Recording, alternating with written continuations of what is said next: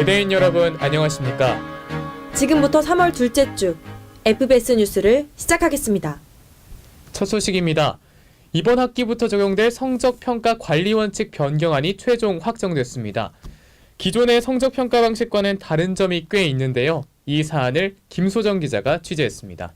작년 4월 대학 정보 공시 결과 우리 대학은 학점 인플레가 심한 대학으로 발표됐습니다.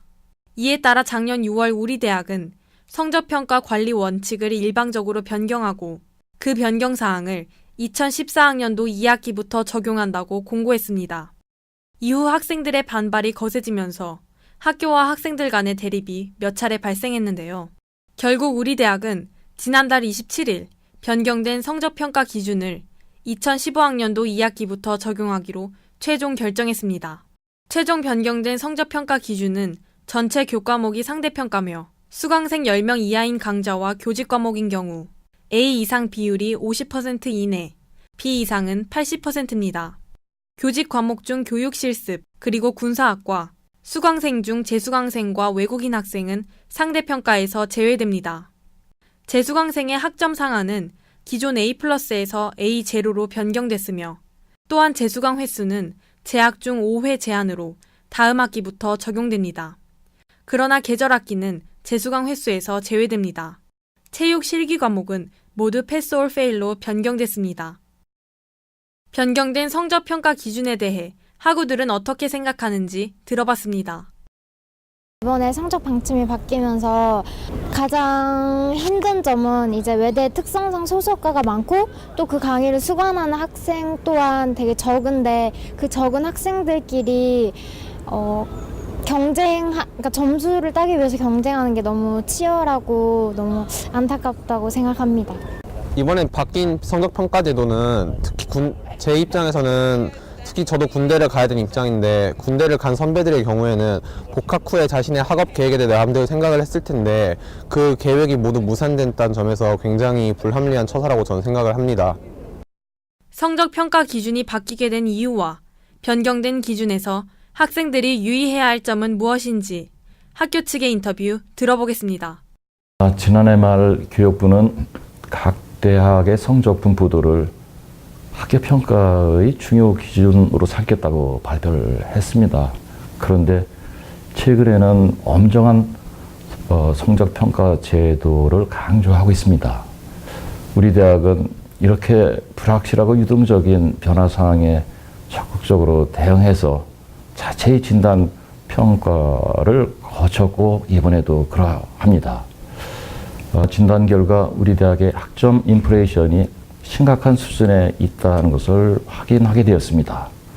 따라서 이러한 상황을 시정해야 하는 어려운 과제를 안고 있는 우리 대학으로서는 대외 경쟁력을 갖춘 교육을 펼친다는 목표 아래 다양한 통로를 통해서 교수님 그리고 학생 여러분의 의견을 수렴하게 됐습니다. 이것이 바로 성적평가 제도를 바꾸게 된 근본적인 이유라고 생각합니다. 성적평가 유형이 A, B, C 유형으로 세분된다는 거 유의해 주시고요. 재수강 횟수가 총 5회로 제한되기 때문에 초수강 시 강의에 관심을 갖고 참여해 주시는 것이 바람직하다라고 생각이 듭니다. 학우들은 변경된 성적평가 기준에 대해 혼란스럽지 않도록 충분한 숙지가 필요해 보입니다. FBS 뉴스 김소정입니다. 다음 소식입니다. 1사학번과 1호학번 신입생을 선발하는 방식이었던 광역 모집이 철폐됐습니다. 너무나 자주 바뀌는 학제 개편 소식에 학우들이 불만을 표하고 있습니다. 최여운 기자의 보도입니다.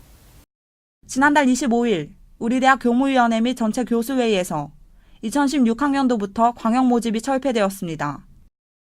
이는 서영어대학 비상대책위원회, 동양어대학 학생회, 사회과학대학 비상대책위원회, 합동운영위원회의 합동 요구안에 따라 철폐되었습니다. 2012년 말 학교 당국의 일방적 통보로 광역 모집이 시행되었습니다. 이후 정시 전형을 통해 입학한 학생들은 각각 동양어대학, 서영어대학, 사회과학 계열에 소속되었고 짧게는 6개월, 길게는 1년이 지나서야 학과를 배정받을 수 있게 되었습니다. 광역 모집의 문제점을 학생들은 이야기했지만 학교는 어떤 조치도 취하지 않았습니다. 정시 광역화 모집이 정시생들에게 과 여러 가지 과를 경험하게 하는 거는 좋은 점이라고 생각했는데 결국에 학점으로 과 배정한 거니까 못 가는 학생들이 있기 때문에 이거는 좀 안 좋은 점이라고 생각합니다. 처음부터 그냥 과를 행정학과, 정치외교학과 나눠서 들어오면 더 혼란스러울 것 같은데 계열로 들어와서 소속감도 덜하고 좀 더 혼란스러운 것 같아요. 네, 우선은 저희가 학생회 측에서 학교 본부에 계속해서 이 광역화를 시행하기 이전부터 피해 학생들이 발생할 것이다 라고 말했었고 그럼에도 이것을 강행했다라는 점에서 이런 학교 본부의 근시안적이고 학생들이 생각하지 않는 그런 행정을 보여준 단면이라고 말할 수 있겠습니다. 학교 측의 일방적 통보로 광역 모집이 시행되었습니다. 3년 뒤 학생들이 문제점을 주장했고 학교 당국도 이를 인정하고 결국 광역 모집을 철폐했습니다. 학교는 학생들의 권리를 보장하고 서로 간의 대화를 통한 제도 변경을 약속해야 할 때입니다. FBS 뉴스 최혜원입니다. 오늘의 마지막 소식입니다. 여러분들은 3월에 대학 캠퍼스 하면 뭐가 가장 먼저 떠오르십니까? 아마 많은 분들이 1호학번 신입생들을 떠올렸을 것 같은데요. 이제 막 대학 생활을 시작한 풋풋한 새내기들의 모습을 신진경 기자가 카메라에 담았습니다. 지난 3월 2일 드디어 개강을 했습니다. 개강 전후로 학교는 각 과별로, 단과대학별로 1호학번 신입생을 맞을 준비를 하고 있는데요. 개강 전 오리엔테이션과 새내기 배움터를 비롯해 개강 후에는 동아리 부스, 소모임 설명회, 그리고 개강 파티 등으로 새내기를 맞이하고 있습니다. 새내기들은 어떻게 학교 생활을 하고 있을까요?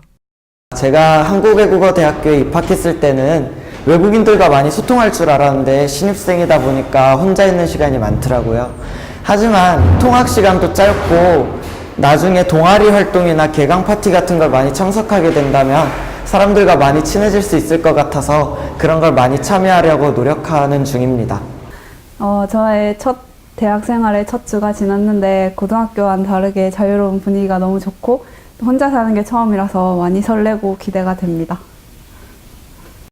처음 후배를 맞는 재학생의 마음도 남다를 것 같습니다. 일사로서 1학번이 들어온 건 되게 설레고 또 그동안 1호학번 후배들이 고등학교, 중학교 다니면서 못했던 활동들을 대학교 다니면서 많이 했으면 좋겠습니다. 3월은 그야말로 신입생이 중심이 되는 달입니다. 어떤 대학 생활을 하게 될지 결정과 선택을 하게 되는 기간인데요. 신입생들의 즐겁고 보람찬 대학 생활이 기대됩니다. FBS 뉴스 신진경입니다. 오늘 저희가 준비한 소식은 여기까지입니다. 저희 FBS 기자들은 앞으로도 최선을 다하겠습니다. 시청해주신 여러분 고맙습니다.